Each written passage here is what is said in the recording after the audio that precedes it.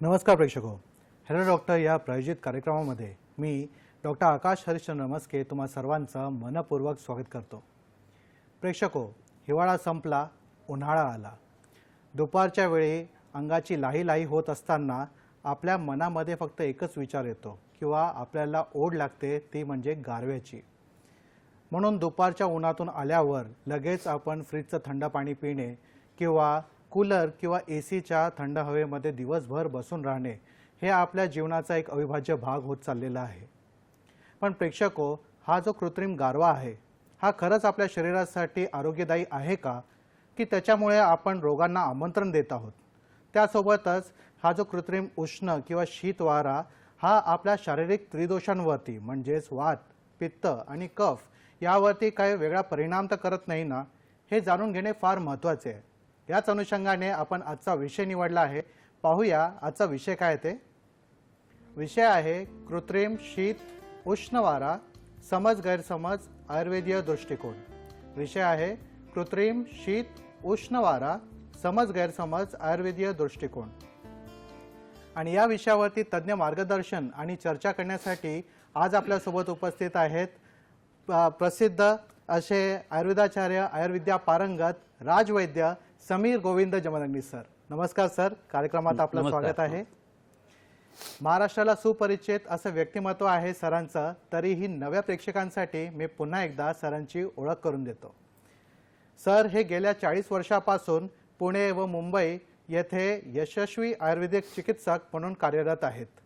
श्री विश्ववती आयुर्वेदीय रुग्णालय कोल्हापूर तसेच Nargis Dutt memorial cancer hospital Barshi येथे सर प्रमुख चिकित्सक म्हणून काम करतात।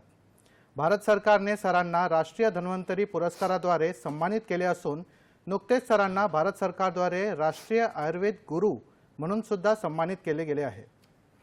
कॅन्सर, हृदयरोग, क्रिटिकल इलनेसेस, वंध्यत्व, गतिमंदत्व, मतिमंदत्व, पर्सनॅलिटी डिसऑर्डर्स या व इतर अनेक आजारांवर उपचारांमध्ये त्यांनी विशेष प्रावीण्य मिळवले आहे। माननीय राष्ट्रपती व इतर अनेक मान्यवर जसे मराठी व हिंदी चित्रपट सृष्टीतील कलाकार, साहित्य, क्रीडा, राजकीय व सामाजिक क्षेत्रातील अनेक नामवंत व्यक्तींचे मानद चिकित्सक म्हणून सरांची ख्याती आहे। सरांच्या दवाखान्यामध्ये सरांच्या मार्गदर्शनाखाली आणि सल्ल्याने सर्व आजारांचे निदान व उपचार करण्यासाठी तसेच वेळेचा अपव्यय टाळून रुग्णांच्या सोयीसाठी एक्सपर्ट डॉक्टरांची टीम सतत कार्यरत असते। वैद्य समीर जमदग्नी सरांकडे श्री विश्वामृत आयुर्वेद अध्ययन या उपक्रमाद्वारे विद्यार्थ्यांना गुरुकुल पद्धतीने आयुर्वेदाचे शिक्षण विनामूल्य दिले जाते। चला तर मुख्य कार्यक्रमाकडे वळूया। सर पुन्हा एकदा तुमचं या कार्यक्रमामध्ये स्वागत आहे। सर आजचा आपला विषय एकदम आगळा वेगळा आहे। उष्ण आणि शीत वारा याबद्दलचा आपल्या शरीरावरती काय परिणाम होतो हा खूप महत्त्वाचा विषय आहे। तर सर्वप्रथम त्याच्याबद्दलचा आयुर्वेदीय दृष्टिकोन काय आहे, म्हणजे आयुर्वेदाचे कारणद्रव्य कोणते आहेत आणि पंचमहाभूत याबद्दल जरा आमच्या प्रेक्षकांना सांगा। हां, खूप चांगला प्रश्न विचारला तुम्ही। असं आहे की आपलं शरीर जे आहे ते वातावरणात जे पृथ्वीच्या वागतंय, जिकडं तिकडं धावतंय, काम करतंय, त्याच्या आसमंतामध्ये जर बघितलं आपण तर वायू आणि आकाश या दोन महाभूताच्या सानिध्यात आपलं त्वचा येते, आपण असतो आणि त्याचा परिणाम आपल्या आरोग्यावरती येत असतो। त्याच्यात भरीत भर म्हणून माणसाला विवेक आणि बुद्धी असल्या कारणानं, विवेक तर आहे पण त्याचा वापर केला जात नाही, पण बुद्धी असल्या कारणानं त्यांनी सुखासाठी अनेक वेगवेगळ्या गोष्टी तयार केल्या। तर जिथं थंड वातावरण आहे तिथं हीटर्स वगैरेची उपलब्धता करून ठेवली। मग त्याची साधनं काही असतील अनेक वेगवेगळी, किंवा जिथं खूप उष्णता आहे त्या ठिकाणी थंड हव्याची सोय कशी करता येईल हे माणसाने बघितलं आणि मग कूलरचा शोध लागला, एसीचा शोध लागला।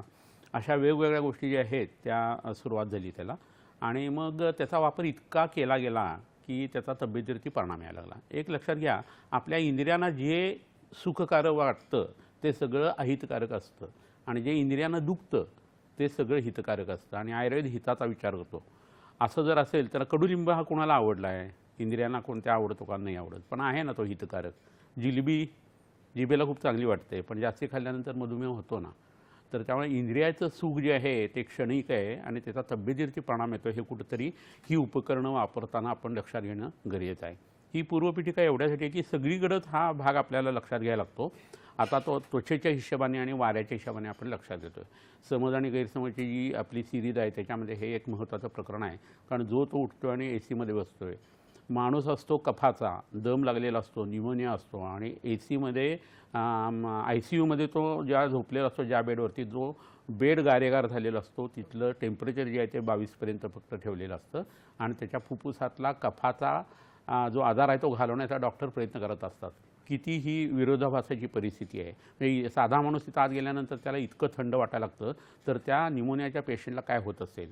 आणि तिथल्या सगळ्या ज्या सिस्टीम्स इलेक्ट्रॉनिक आहेत त्या चालण्यासाठी म्हणून तेवढं टेम्परेचर ठेवायला लागतं, असं प्रकरण जे आहे ते इलेक्ट्रॉनिक इंजिनियर सांगत असतो. तर त्या व्यक्तीचे जे हाल होतात ते त्याच्यामध्ये याचं कॉन्ट्रीब्युशन खूप असतं हवेचं, हे लक्षात घेणं गरजेचं आहे. तर भाग आता असा आहे की आपलं शरीर जे आहे ते पंचमहाभूतापासून तयार झालेलं आहे. पृथ्वी, आप, तेज, वायू आणि आकाश. आकाशापासून वायू, वायूपासून तेज, तेजापासून जल आणि जलापासून पृथ्वी, अशी त्याची उत्पत्ती जी आहे ती सांख्याने सांगितलेली आहे. तर हे प्रकरण एवढ्यासाठी लक्षात घ्यायला लागतं की बाहेर जे काही आहे तेच आपल्या शरीरामध्ये आहे. जे ब्रह्मांडात आहे ते पिंडामध्ये आहे. त्याला लोक पुरुष साम्य किंवा सिद्धांत असं आयुर्वेदात म्हटलेलं आहे. असं जर लक्षात घेतलं तर बाहेरच्या लोकामध्ये किंवा ब्रह्मांडामध्ये जो वायू आहे तो आपल्या शरीरातला प्राण आहे.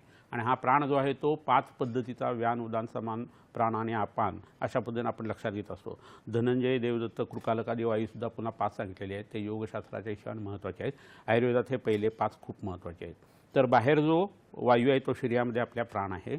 बाहेर जो सूर्य आहे तो आपल्या शरीरात आदान करणारी गोष्ट आहे. म्हणजे घेणारी जी गोष्ट आहे ती त्या सूर्याच्या हिशोबाने आपण बघत असतो. बाहेर जो वायू आहे तो आपल्या शरीरातला उत्साह आहे. एखादी व्यक्ती जर उत्साह संपन्न असेल तर तिच्या शरीरातला वायू हा चांगला असतो म्हणून हे प्रकरण घडतं. बाहेर जे आकाश आहे ते आपल्या शरीरामध्ये छिद्र आहेत.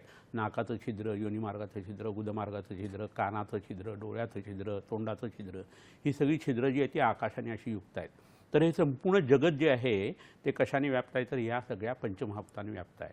आयुर्वेदाने 9 कारणद्रव्य सांगितलेली आहेत. कोणतंही कार्य दिसलं तर त्याचा काहीतरी पहिल्यांदा आपल्याला कारण असतं आणि त्या कारणाचे वेगवेगळे प्रकार असतात. समवायी कारण, असमवायी कारण, निमित्त कारण वगैरे वगैरे. जे मडकं तयार झालेलं आहे तर हे कार्य आहे. तर कुंभार आहे तिथं, ते चाक आहे फिरणारं आणि माती आहे.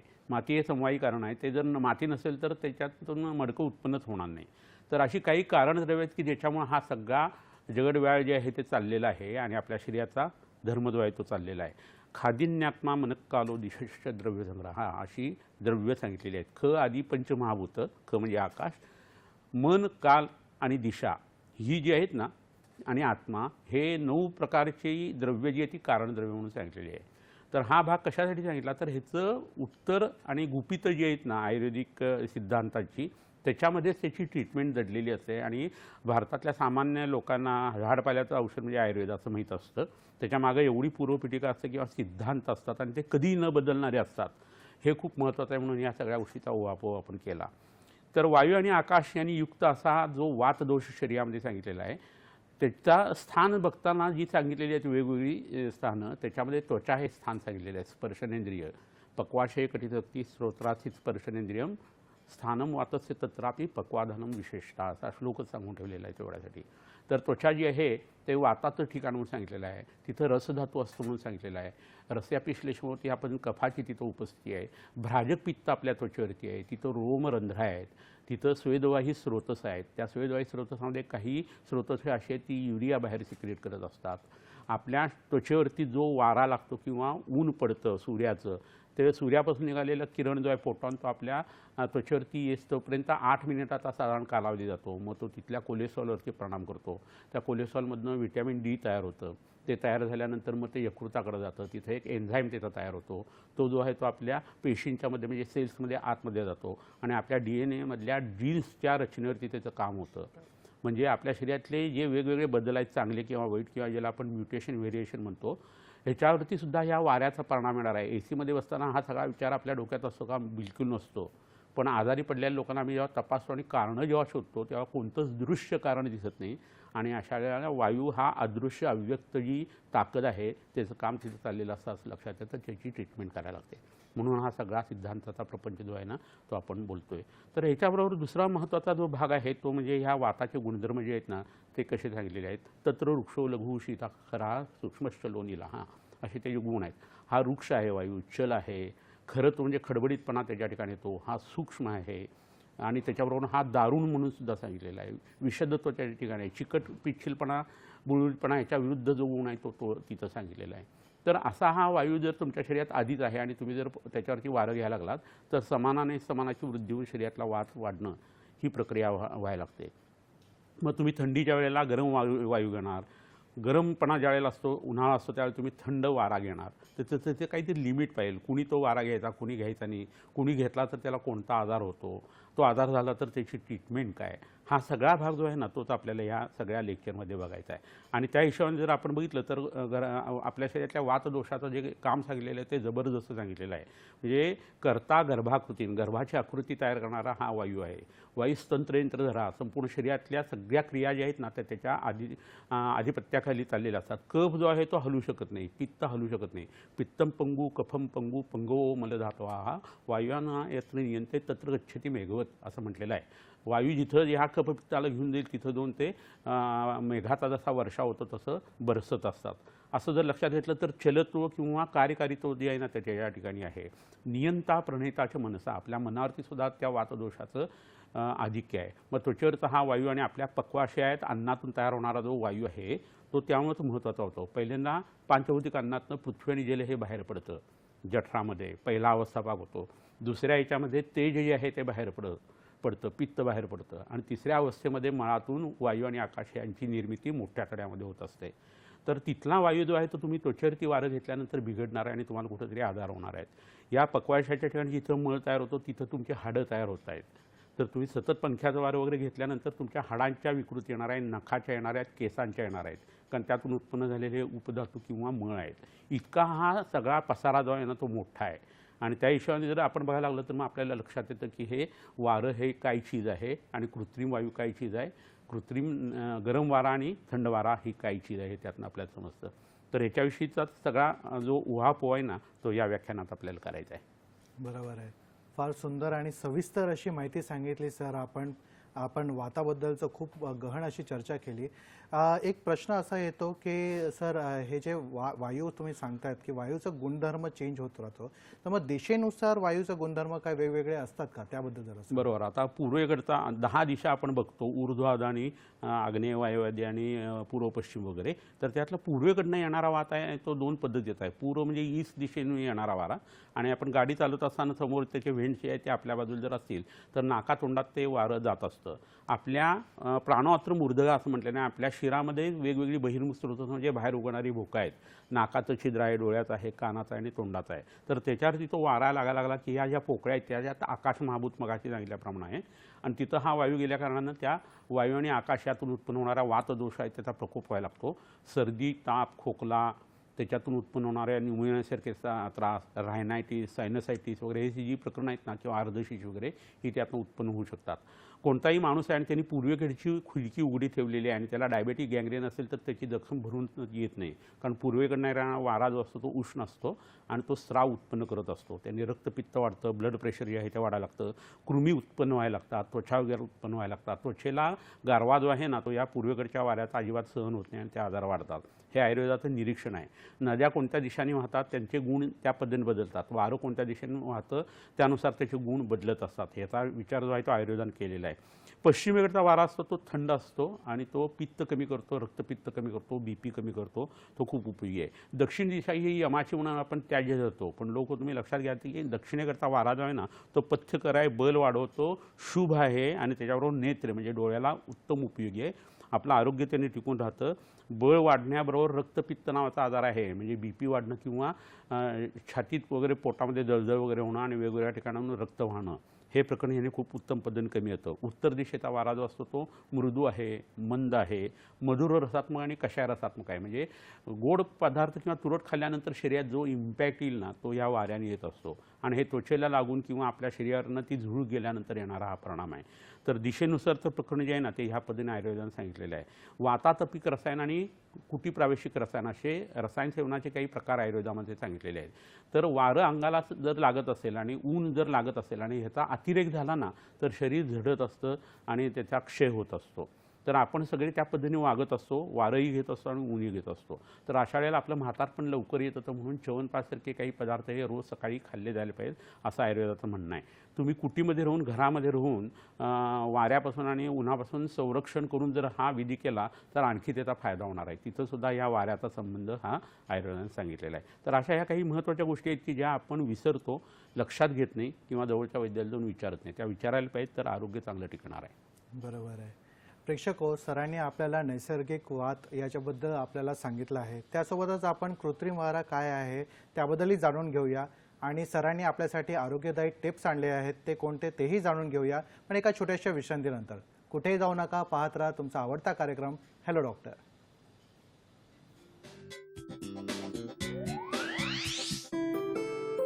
श्री विश्वामृत आयुर्वेदीय चिकित्सालय, पत्ता Siddhi platinum 1369 Sadashiv Peth, off Bajirao road, Natoba Ganpati जवळ, पुणे 411030, शाखा पुणे, मुंबई, कोल्हापूर. दूरध्वनी क्रमांक 8087732333, तसेच 7774919193 आणि 9595810727. ईमेल श्रीविश्वामृत@gmail.com. तर ब्रेकनंतर तुमचं पुन्हा स्वागत आहे. सरांनी आपल्यासाठी काही आरोग्यदायी टिप्स आणले आहेत, कोणते ते पाहूया. Tip number 1.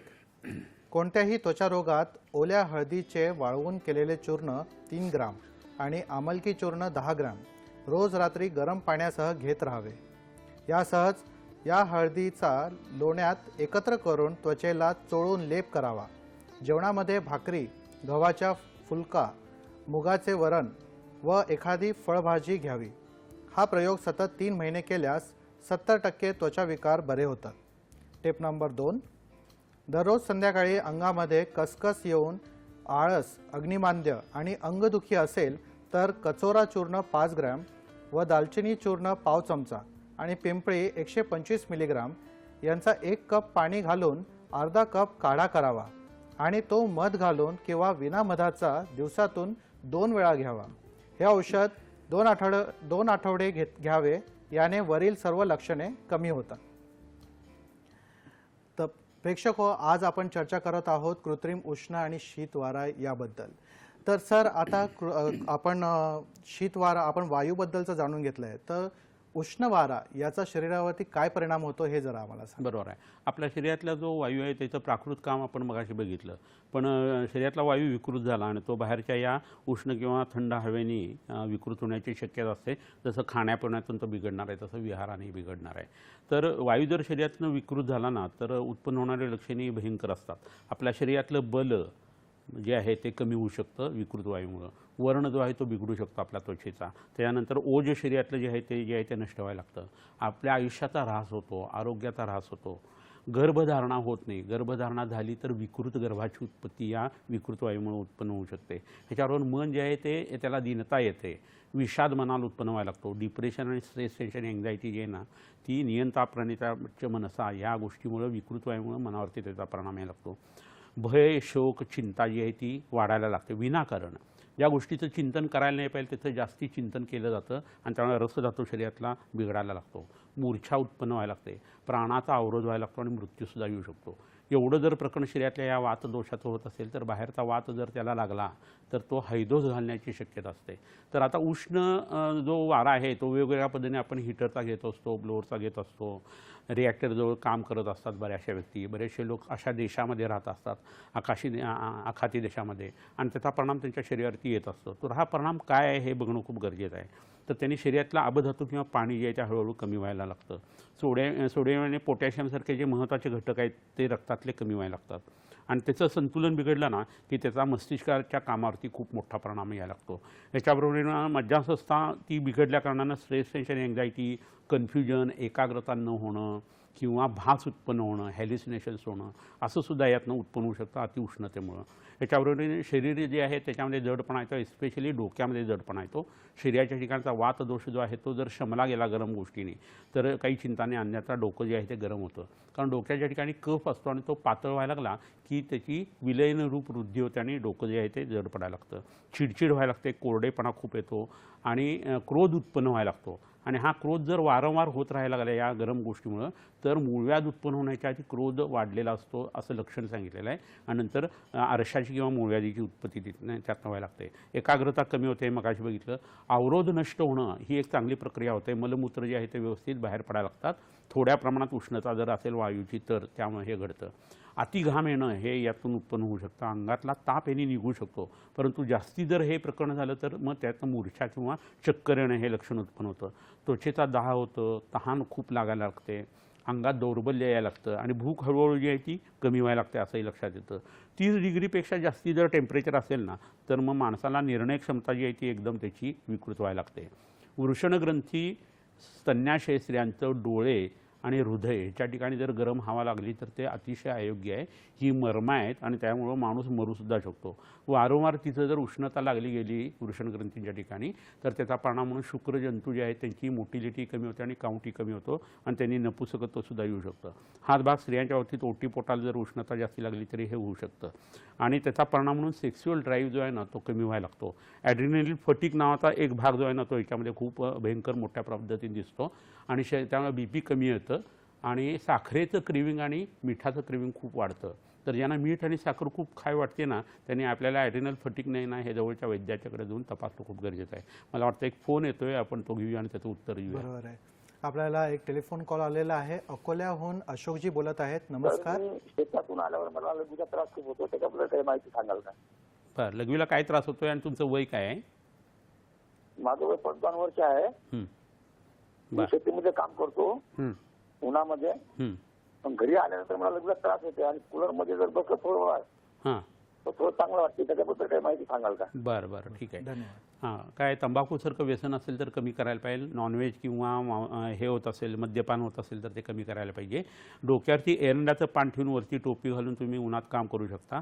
चंदनाचा लेप जो असतो तो मानेवरती करायचा. तो नाही जमला तर कडुलिंबाच्या खोडाचा सुद्धा करू शकता. घरी येताना बांधारची माती ती घेऊन येत चला, त्यात पाणी घालून त्याचा चिखल करायचा आणि पायाला घोट्यापर्यंत तो लावायचा. हा एक प्रकार करता येतो. गोक्षुरादी गुगुळ आणि चंद्रकला रस नावाचं जे औषध आहे ते पोटात तुम्ही घेत चला आणि तिखटा मिठाचे पदार्थ कमी खात चला. रोज रात्री झोपताना बेंबीमध्ये कडुलिंबाचं तेल घातलं तर ही सगळी लक्षणं तुमची कमी येतील. आता मूळ विषयाकडे माझ्या मते आपण वळूया की त्याच्यामध्ये आपण कुणाला शेक करावा किंवा कशासाठी तो उपयोगी पडतो, त्याचा परिणाम काय येतो हे आपण बघितलं. आणि ह्या उष्ण हवेचा त्रास कुणाला होतो किंवा तो उष्णत्वाचा भाग कुणीही सेवन करू नये हे बघणं खूप गरजेचं आहे. आणि त्याच्यासाठीचा जो भाग आहे तो बघणं खूप गरजेचं आहे. जे मद्य पिणारे लोक आहेत, दारू घेणारे लोक आहेत, जे तिखटा मिठाचं खूप चमचमीत खातात, मिसळ तर्री वगैरे ज्यांना आवडतं, काळ्या मिऱ्याचं तिखट जे आहे ते वापरत असतात, असे जे लोक असतात त्यांना रक्तपित्त म्हणजे नाकाचा गुळणा फुटणं, पाळीच्या मार्गातून खूप रक्त जाणं, मूळव्याधीचा त्रास होणं, रक्ताचे विकार किंवा त्वचा विकार असतील, त्याच्याबरोबरीने एखाद्याला पित्ताचे विकार आहेत, गर्भिणी आहे, पोटात बाळ आहे आणि त्या स्त्रीने उष्ण हवा जर घेतली तर त्याचा धोकादायक परिणाम तिच्या प्रकृतीवर येऊ शकतो. ज्यांना अतिसार म्हणजे खूप जुलाब लागलेले आहेत अशा व्यक्तींनी सुद्धा शेक घ्यायला नाही पाहिजे.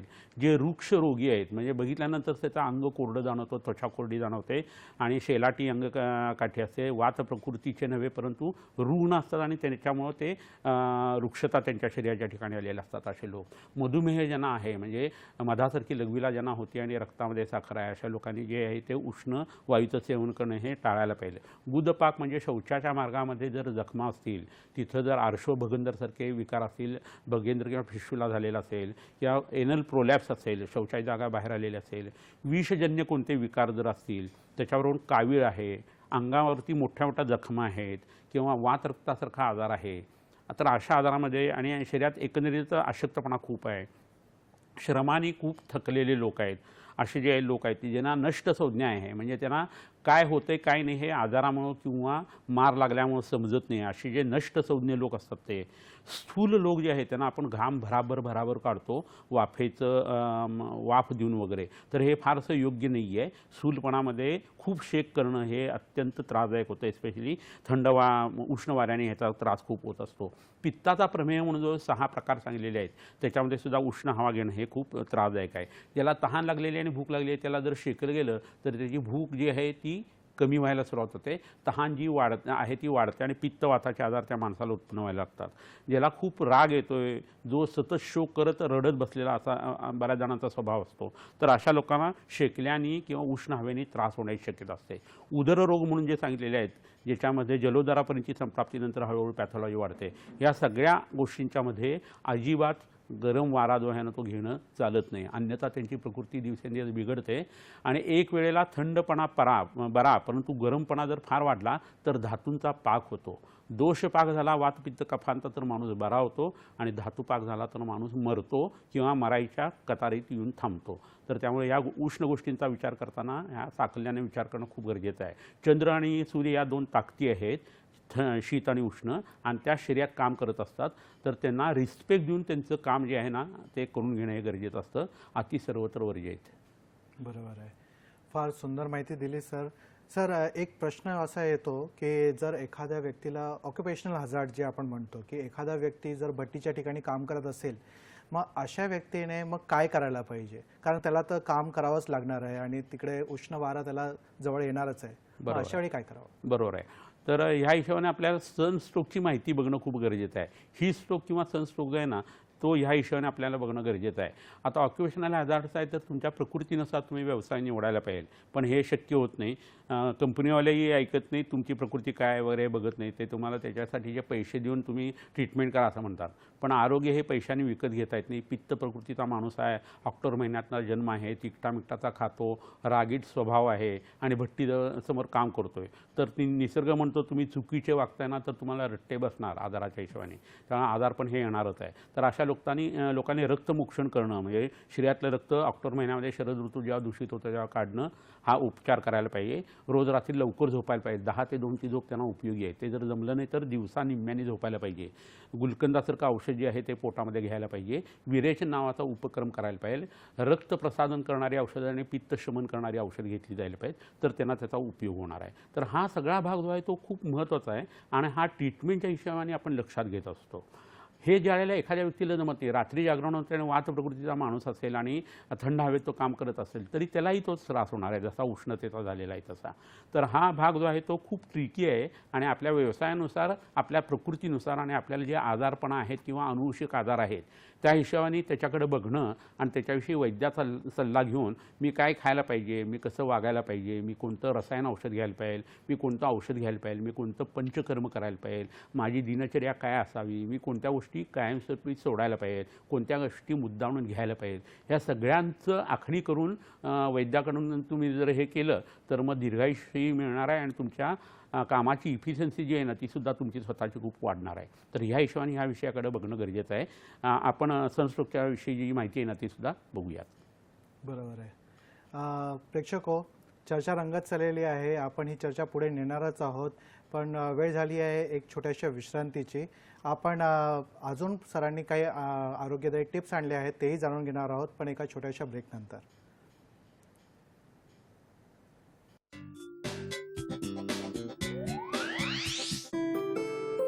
श्री विश्वामृत आयुर्वेदीय चिकित्सालय, पत्ता Siddhi platinum 1369 Sadashiv Peth, off Bajirao road, Natoba Ganpati जवळ, पुणे 411030, शाखा पुणे, मुंबई, कोल्हापूर. दूरध्वनी क्रमांक 8087732333, तसेच 7774919193 आणि 9595810727. Email shriviswamrut@gmail.com. तर ब्रेकनंतर तुमचं पुन्हा स्वागत आहे. प्रेक्षको, सरांनी आपल्यासाठी आणखीन काही आरोग्यदायी टिप्स आणले आहेत. कोणते ते पाहूया. टिप नंबर 3, सागाच्या वाळलेल्या पानांची राख लहान मुलांच्या कफासाठी दररोज सकाळी, दुपारी, संध्याकाळी 125 मिलीग्राम इतकी मधातून द्यावी. हा प्रयोग सतत 21 दिवस करावा आणि कफ वाढवणारे सर्व पदार्थ बंद करावे. टिप नंबर 4, फिकट रंग, मोठे पोट, संडासला खडा यासह मासिक रजस्राव न होणे या आजारात कोरफडीचा गर 5 ग्रॅम व हळद 2 ग्राम आणि सैंधव लवण 1 ग्राम हे औषध दररोज रात्री झोपताना किंवा पहाटे द्यावे. हे औषध सतत 2 महिने घ्यावे. तर प्रेक्षको, आज आपण चर्चा करत आहोत कृत्रिम हवा आणि कृत्रिम गरम आणि शीत हवा याबद्दलचा. तर सर, आता प्रश्न येतो की आता सध्या गरमी वाढत चाललेली आहे आणि बऱ्याचदा सनस्ट्रोक किंवा हीट स्ट्रोक हे आपल्या कानावरती पडणारे एक नित्यनेमाचे एक शब्द आहेत. तर याबद्दल जरा आम्हाला सांगा आणि त्यासोबतच गरम हवाचं सेवन कोणी करावं हे सांगा. बरोबर आहे. कसं होतं, सनस्ट्रोकचा भाग जो आहे तो ही स्ट्रोक या हिशोबाने सुद्धा बघता येतो. हे तुम्हाला प्रत्येक वेळेला उन्हामध्ये जायला पाहिजे अशी काही परिस्थिती नाही आहे. तुम्ही व्यायाम जर अति केला ना तरीसुद्धा तुम्हाला ही स्ट्रोक जो आहे तो होऊ शकतो. तुमच्या ही इमर्जन्सी कंडिशन आहे हे लक्षात घ्या. म्हणजे हे घरच्या घरी सोडवायचं प्रकरण नाही आहे. लवकरात लवकर रुग्णालयात ॲडमिट करून ट्रीटमेंट करणं हे खूप गरजेचं असतं याच्यामध्ये, कारण ह्याच्यात लाईफ थ्रेटनिंग गोष्टी लिथल अशा घडू शकतात. तर असं आहे की 104 डिग्रीपेक्षा जर फॅरेनहाईटपेक्षा जर जास्ती टेम्परेचर व्हायला लागलं ना, म्हणजे साधारण 40 डिग्री सेल्सिअसपेक्षा जास्ती जर व्हायला लागलं, सेंटीग्रेडपेक्षा जास्ती व्हायला लागलं, तर मग तुमच्या शरीरामध्ये ही लक्षणं जी आहेत ती सनस्ट्रोकची येणं हे सुरू होऊ शकतं. तर ह्याच्यामध्ये होतं काय की पहिल्यांदा शरीर जे आहे ते अतिरिक्त गरम पडायला लागतं. 98.4 किंवा 6पर्यंत आपलं टेम्परेचर जे आहे ते असायला पाहिजे. तर ते वाढायला लागलं आणि 104च्या दरम्यान जर जायला लागलं तर हा अनावस्था प्रसंग आहे तो घडायला लागतो. उच्च तापमानाची हवा किंवा खूप व्यायाम याच्यामुळं ही प्रक्रिया जी आहे ना ती शरीरामध्ये घडू शकते. आणि हे घडत असताना तुम्हाला हा त्रास उन्हाळ्यातच होईल असं काही नाही आहे. उन्हाळ्यात तर नक्की होईल, परंतु इतर वेळेसुद्धा ही शक्यता ज्या ठिकाणी गरमपणा आहे त्या ठिकाणी होऊ शकतं, गर्दीच्या ठिकाणी होऊ शकतं, व्यायामशाळेमध्ये सुद्धा हा त्रास जो आहे तो होऊ शकतो. हे टेम्परेचर जर कंट्रोलमध्ये आलं नाही तर मेंदूला, किडनीला, हृदयाला, यकृताला मोठी जाऊ शकते आणि ती इरिव्हर्सिबल असते. म्हणजे ती पुन्हा पहिल्यासारखी नॉर्मल प्रक्रिया त्याची करता येत नाही आणि त्यावर बऱ्याच लोकांचा मृत्यू होण्याची शक्यता असते. तर उच्च तापमान हे त्याचं पहिलं लक्षण असतं. शरीर जे आहे ते कसं होतं, कोरडं पडायला लागतं. कन्फ्युजन्स त्या माणसाला सुरू होतात, काय बोलतोय काय नाही वगैरे हे त्याला समजत नाही. ह्याच्याबरोबर वाकसंग किंवा त्याची जीभ लडखडायला लागते असं एक व्हायला लागतं. त्याच्याबरोबर ते मिनमिन गदगद अशा पद्धतीची वाचा जी ती व्हायला लागते. त्याच्याबरोबरीनं त्याला कोपिष्टपणा वाढतो, म्हणजे प्रत्येक गोष्टीला त्याची इरिटेबिलिटी जी आहे ना ती काम करायला लागते असं लक्षात यायला लागतं.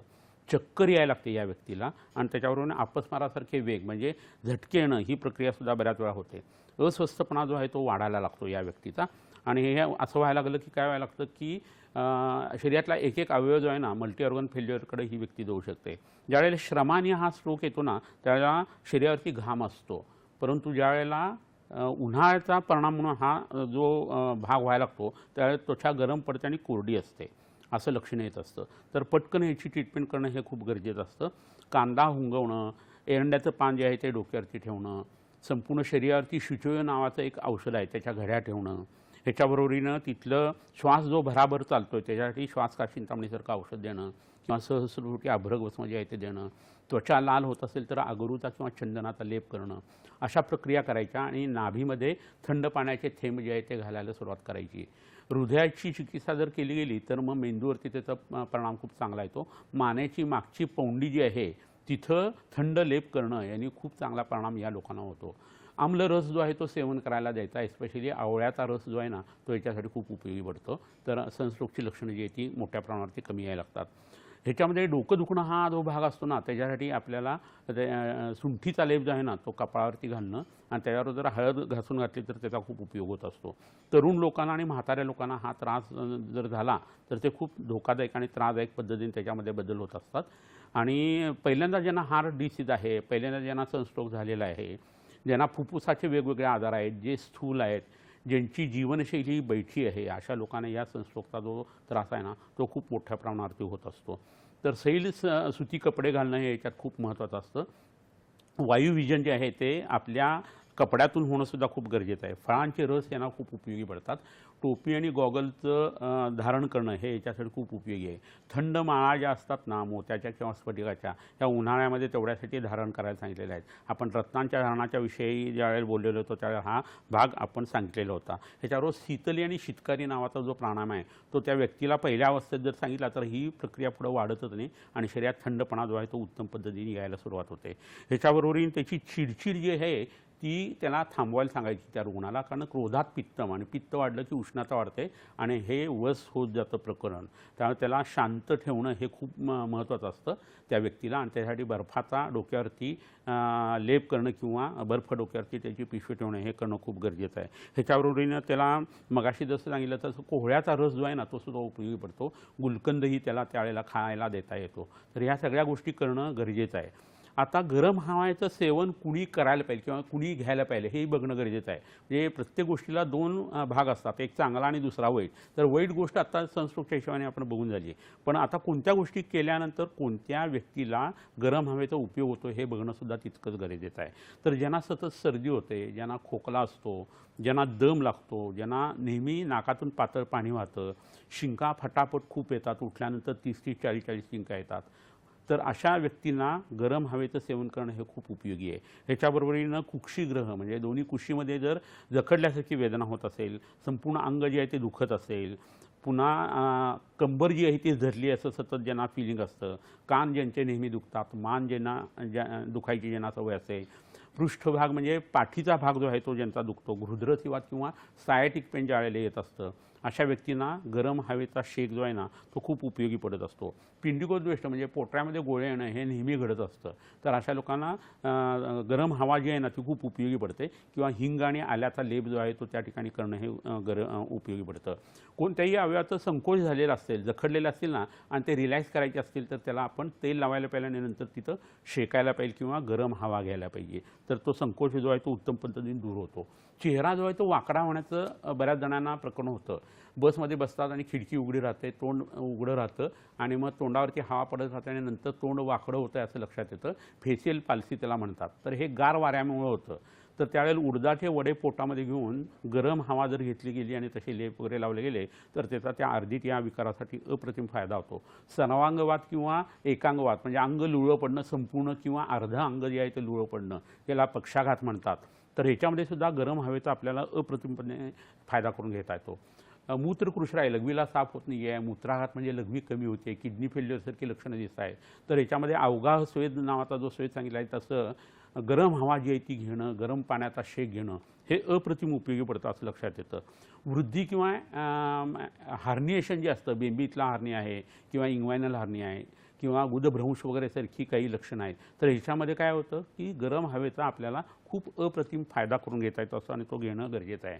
हाताला किंवा पायाला मुंग्या येणं ही प्रक्रिया होत असेल, बधीरपणा येत असेल, मग त्याचं कारण जरी मधुमेहासारखं असलं ना तरी पोटातल्या औषधाबरोबर या गरम हवेचा वापर आपण जर केला तर या लोकांना अप्रतिम फायदा होतो असं लक्षात येतं. बरोबर आहे.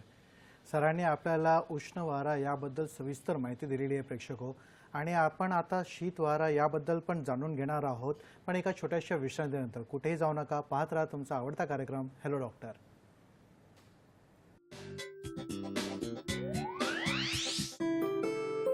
श्री विश्वामृत आयुर्वेदीय चिकित्सालय, पत्ता Siddhi platinum 1369 Sadashiv Peth, off Bajirao road, Natoba Ganpati जवळ, पुणे 411030, शाखा पुणे, मुंबई, कोल्हापूर.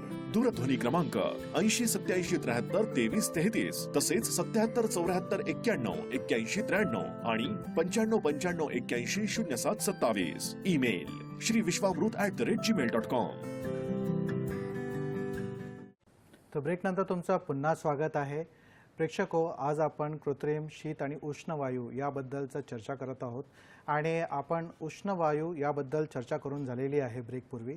आता सर, तुमच्यासाठी हा प्रश्न आहे की आपण कृत्रिम शीत वायू याचा शरीरावरती काय परिणाम होतो का याबद्दल जरा सांगा.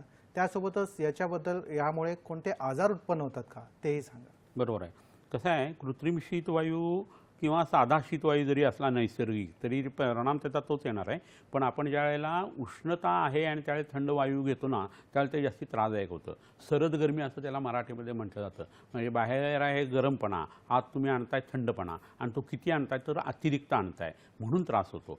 तर नैसर्गिक पद्धतीने तुम्हाला जर वारा अंगारता येत असेल गरम किंवा गार तर काही इश्यू नसतो, परंतु याच्यामध्ये तो प्रकार जास्ती धोकादायक होतो. तर शरीराला जेव्हा थंड वारा खूप मोठ्या प्रमाणावरती लागतो, कृत्रिम किंवा नैसर्गिक कोणताही, एस्पेशली कृत्रिम, त्यावेळेला काय व्हायला लागतं, सतत पंख्याखाली जर एखादी व्यक्ती झोपत असेल तर घाम येणं तिथं कमी होतं. घाम कमी झाला की रक्तातलं पाण्याचं प्रमाण जे आहे ते वृक्क प्रत्येक वेळेला किडनी बाहेर काढेल असं नाही आहे. त्यामुळे तुमच्या रक्ताचा व्हॉल्यूम जो आहे तो वाढायला लागतो आणि तुमचं BP वाढायला लागतं. P1 V1 = P2 V2 आपण 12वीला शिकलेला असतो ना, तोच प्रकार इथं फिजिकली घडतो आणि मग बायोकेमिस्ट्री जी आहे ती बिघडायला लागते. तर थंड हवेत जर सतत तुम्ही राहायला लागलात तर कॉर्टिझॉल वाढायला लागतं आणि हा स्ट्रेस हार्मोन आहे. त्यामुळे थंड प्रदेशामध्ये मनाला एक विषण्णपणा येतो, रागा व्हायला लागतो आणि विषाद उत्पन्न व्हायला लागतो, ताण उत्पन्न व्हायला लागतो. आता बऱ्याच भारतीय लोकांना बाहेर थंड प्रदेशात गेले ना आणि तिथंच राहिलं की त्यांना हे वर्षभरात ही लक्षणं यायला लागतात. तर हे कॉर्टिझॉल वाढल्या कारणाने हे घडत असतं. त्यामुळे ताणतणाव वाढतो, तुमचं BP सुद्धा वाढायला लागतं. ह्याच्याबरोबर तुमच्या हृदयाची गती जी आहे ती वाढायला लागते. तुमचं 18 डिग्री सेल्सिअसपेक्षा तुमचं टेम्परेचर जे आहे ते जर तुमचं आणखी कमी यायला सुरुवात झाली ना तर तुमची विचार करण्याची ताकद जी आहे ती कमी व्हायला लागते आणि कन्फ्युजन्स तुमची जी आहे ती सुरू होतात. डोकं दुखायला सुरुवात होते, चक्कर यायला लागते. त्याच्यावरून स्नायू जे आहेत शरीरातले ते सगळे कडक व्हायला लागतात. मान आणि सांधे जे आहेत ते जखडायला लागतात, मुंग्या यायला लागतात, असं व्हायला लागतं बऱ्याच वेळेला. ह्याच्याबरोबरीनं सकाळी उठायला नको वाटतं, अजून पडून राहावं, झोपावं असं वाटायला लागतं. पित्त शरीरातलं जे आहे ते कमी व्हायला लागतं, घाम कमी व्हायला लागतो. विषाचे परिणाम जे आहेत ना शरीरातली ते या थंड हवेमुळे कमी येत असतात. परंतु एका लिमिटपेक्षा जास्ती प्रमाणात हा थंडपणा जर आला तर त्याचा परिणाम म्हणून शरीर जे आहे ते निळसर व्हायला लागतं. फ्रॉस्टबाईटसारखी लक्षणं जी आहेत ती उत्पन्न व्हायला लागतात. पहिल्यांदा त्वचा पांढरी किंवा पिवळी पडते, टोचल्यासारखं व्हायला लागतं. नाकाचा शेंडा, कान आणि बोटं जी आहेत ती निळी पडायला लागतात आणि फ्रॉस्टबाईटमध्ये तो अवयव जर तुम्ही घासायला सुरुवात केली तर मग तुम्ही तो अवयव गमावून बसू शकता, इतकं प्रकरण ते वाढू शकतं. हृदयाची धडधड जी आहे ती वाढू शकते. मान जी आहे ती जखडते किंवा जबडा जो आहे तो जखडतो असं बऱ्याच वेळा होतं. ड्राय आय सिंड्रोमसारखी लक्षणं उत्पन्न व्हायला लागतात आणि लिजनर्स सिंड्रोम नावाचा एक डिसीज जो आहे ना तो उत्पन्न होतो बऱ्याच वेळेला. सेंट्रलाइज AC असतं, मोठा मॉल असतो किंवा इमारत असते आणि सेंट्रलाइज ACची जी टाकी असते त्याच्यामध्ये लिजनेन नावाचे जे जंतू असतात, जीवाणू, ते वाढायला लागतात आणि ते पाण्यातून संपूर्ण हवेमध्ये पसरतात आणि त्याने एक महाभयानक अशा पद्धतीचा न्यूमोनिया तयार होतो. तर मोठ्या मॉलमध्ये वर गेल्यानंतर तिथल्या टाक्या वगैरे जर व्यवस्थित हेल्थ कॉन्शियस नसतील तिथले लोक तर ते पाणी वगैरे बदलत नाही आणि त्याच्यातनं डास उत्पन्न होत असतात आणि हा लिजनर्स डिसीज जो आहे ना तो बऱ्याच लोकांना होतो असं आढळतं. तर न्यूमोनिया एकाच इमारतीत बऱ्याच लोकांना जर आढळला ना तर युजली हे इन्फेक्शन जे असतं ते सापडतं. सिक बिल्डिंग सिंड्रोम नावाचा एक सिंड्रोम आहे. तर एखाद्या बिल्डिंगमधली सगळी माणसं असतात ती वेगवेगळ्या पद्धतीने आजारी पडत असतात. त्यांना ताणतणाव येतो, ताप येतो, कन्फ्युजन्स होत असतात, त्याच्यावरून खोकला त्यांना असतो, न कळत येणारा चोरटा ताप अंगात इतके दिवस राहतो की जीर्णज्वरामध्ये त्याचं रूपांतर होतं. तर असं ज्यावेळेला होत असतं ना त्यावेळेला या सिक बिल्डिंग सिंड्रोमचा विचार आपल्याला करायला लागतो. मला वाटतं एक फोन येतोय, आपण तो फोन घेऊया आणि उत्तर देऊया. प्रेक्षक हो, आपल्याला पुण्याहून सुहासजी बोलत आहेत. हा नमस्कार, आपला प्रश्न विचारा. हा, तर माझा प्रश्न असा आहे की शीतवायूचा पित्तप्रवृत्तीच्या लोकांवरती होणारा परिणाम समाधानकारक होऊ शकतो का? धन्यवाद. चांगला आहे. आता मगाशी हे तर उत्तर दिलं आहे खरं आपण. ऑक्टोबर महिन्यामधला जन्म, शरद ऋतूतला दुपारच्या वेळा जन्म झालेला आहे, पित्त प्रकृतीची व्यक्ती आहे, उष्ण प्रदेशात राहते आहे आणि पित्ताचे ज्याला आजार आहेत, रक्ताचे आजार आहेत, अशा लोकांना थंड वायूचा उपयोग होतो, पण एका लिमिटपर्यंत. तुमच्या शरीरातलं रक्त जे आहे ते गरम आहे, पित्त गरम आहे आणि थंडपणा त्याला लागतो. असं सारखं गार गरम जर व्हायला लागलं तर त्यातनं संधिवात किंवा वात रक्ताची संप्राप्ती जी आहे ती घडू शकते. त्यामुळे प्रत्येक गोष्टी लिमिटमध्ये असणं हे गरजेचं आहे आणि थंडपणा हा आतून मनाला आणि शरीराला येणं अन्नातून हे चांगलं आहे. बाहेरचा भाग तुम्ही लक्षात घ्यायला लागला तर ते त्रासदायक आहे. तर मधुर, आम्ल, लवण, कटुतिक्त कषाय हे जे रस आहेत ना त्यातला मधुर रस जो आहे तो सेवन केला जायला पाहिजे. कषाय रस आणि तिक्त रस म्हणजे कडू रस जो आहे त्याला तिक्त असं म्हणतात संस्कृतमध्ये, तो जर घेतला गेला तर त्याचा परिणाम जो आहे तो पित्त प्रकृतीच्या लोकांना चांगला येतो. त्यांनी विरेचन करावं आणि रक्तमोक्षण हा प्रकारसुद्धा करावा. मगाशी आपण जो सिक बिल्डिंग सिंड्रोम बघत होतो त्याच्यामध्ये शिरशूल किंवा भीती वाटणं, घाबरल्यासारखं होणं, धडधड होणं असं जे होतं ना त्यामुळं त्या हंटेड हाऊस आहे ते असं लोकांना वाटायला लागतं, अशी एक समजूत असते बऱ्याच लोकांची.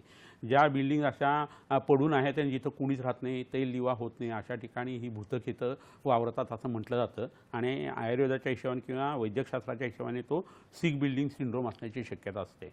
तर मग तिथली सगळं वातावरणाची शुद्धीकरण आणि तिथला थंडपणा घालवणं हे जर केलं गेलं तर तुम्हाला उत्तम पद्धतीने त्याचा परिणाम जो आहे तो येऊ शकतो. तर हे असे काही भाग आहेत की ज्याच्यामध्ये थंडपणा जो आहे ना तो खूप त्रासदायक होतो.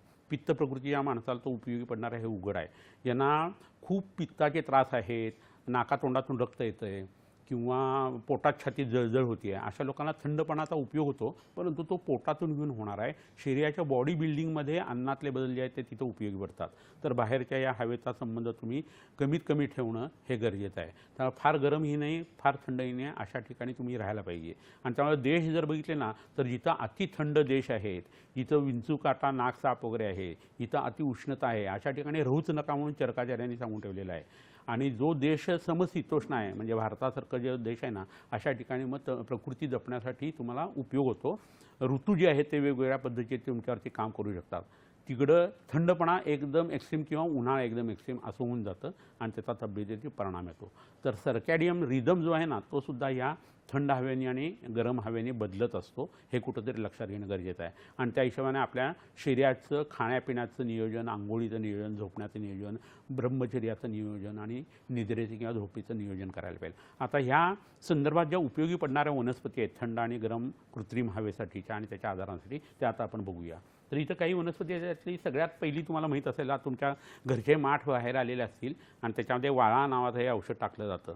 तर हे पोटामध्ये जर तुम्ही घेतलं तर उन्हाळ्यामध्ये उष्ण हवेतून उत्पन्न होणारे जे आजार आहेत, सनस्ट्रोक होऊ नये असं वाटत असेल तर वाळ्याचं सरबत किंवा पाणी पिऊन घराच्या बाहेर पडावं आणि मगाशी सांगितलेल्या गोष्टी आहेत त्याची काळजी घेतली जावी. ही रासना नावाची वनस्पती आहे, बनारसी रासना असं हिला म्हणतात. ह्याचं मूळ जे आहे ते वाताच्या सगळ्या आजारांसाठी उपयोगी पडतं.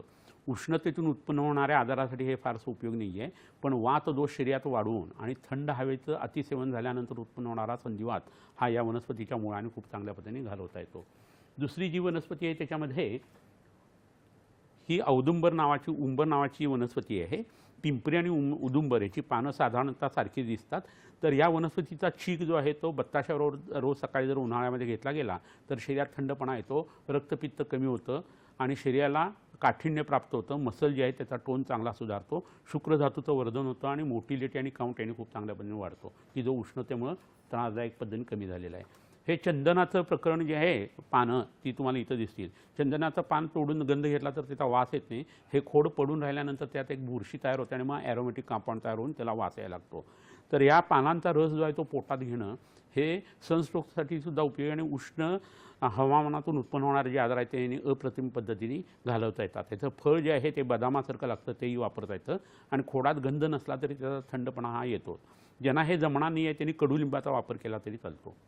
ही दुसरी वनस्पती आहे, ही दुर्वा तुम्हाला माहिती आहे. स्थूल माणूस आहे, उष्णतेचा त्रास आहे, स्थूल स्त्री आहे आणि तिला पाळीचा खूप त्रास होतो आहे. अशा वेळेला आणि उष्णतेचा जर त्रास होत असेल, अति अंगारती जात असेल, गाठी जात असेल आणि दुर्गंधयुक्त जात असेल तर या तुळशीचा रस दुर्वांचा रस सकाळी 4 चमचे आणि संध्याकाळी 4 चमचे तिने आस्ते आस्ते वाढवत न्यायचा. तर तिचा पोटाचा घेर कमी येतो, सेंट्रल ओबिडिटी यांनी कमी येते आणि मेटाबॉलिक सिंड्रोम जो आहे तो कमी यायला लागतो आणि उत्तम पद्धतीने पित्ताचे आजार तिथे शमतात. बऱ्याच स्त्रियांना याच्यामुळं नंतर गर्भधारणा उत्तम पद्धतीने व्हायला लागतं, वंध्यत्व कमी होतं. मूलाधार चक्राच्या ठिकाणी जी देवता आहे ती गणपती आहे आणि गणपतीला प्रिय अशी ही वनस्पती आहे. गणपती ही देवता आपल्या एक्सक्रिटरी सिस्टीम आणि प्रजनन संस्थेवरती दोन्हीवरती काम करत असते. दुसरं इथे एक उत्तम प्रकरण आहे ते म्हणजे पिंपळाचं हे झाड आहे. क्षत्रिय वृक्ष आहे हा. पांढरेपणा असताना एक वेगळा असतो, याचे 4 भाग असतात. कोणताही पिंपळ वापरला तरी काय हरकत नाही. पिंपळाच्या पानावरती गरम गरम आमटी आणि भात जर खाल्ला तूप घालून तर उष्णतेचे सगळे आजार कमी होतात, बुद्धिस्मृती एकाग्रता वाढते, गोष्टी विसरणं हे पटकन कमी होतं.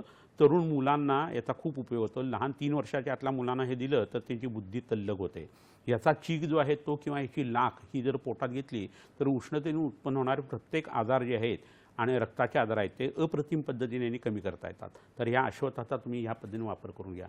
शरीरात थंडपणा खूप आल्यानंतर उपयोगी पडणाऱ्या ज्या गोष्टी आहेत त्याच्यामध्ये माका एक उत्तम पद्धतीने वापरता येतो. यकृताला उत्तेजना मिळते, पित्त बाहेर उत्तम पद्धतीने पडतं आणि शरीरातले उष्णतेशी संबंधित त्रास जे आहेत आणि थंडीतून उत्पन्न झालेले त्रास हे दोन्ही साम्यावस्थेत आणण्याचं काम ही वनस्पती करते. तर ह्याचाही वापर करून घेणं गरजेचं आहे.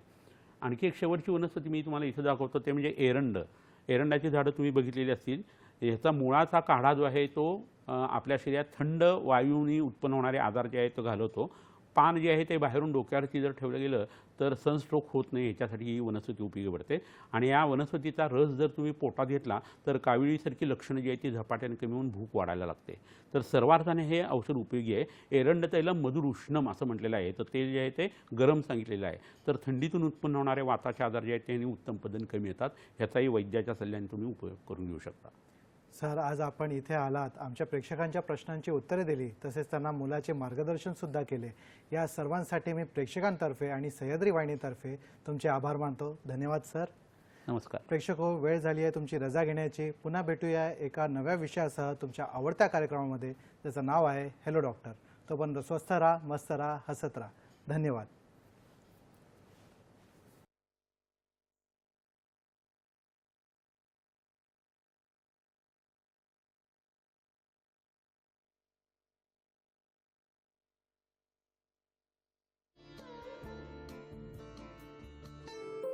श्री विश्वामृत आयुर्वेदीय चिकित्सालय, पत्ता Siddhi platinum 1369 Sadashiv Peth, off Bajirao road, Natoba Ganpati जवळ, पुणे 411030. शाखा पुणे, मुंबई, कोल्हापूर. दूरध्वनी क्रमांक 8087732333, तसेच 7774919193 आणि 9595810727. ईमेल श्रीविश्वामृत@gmail.com.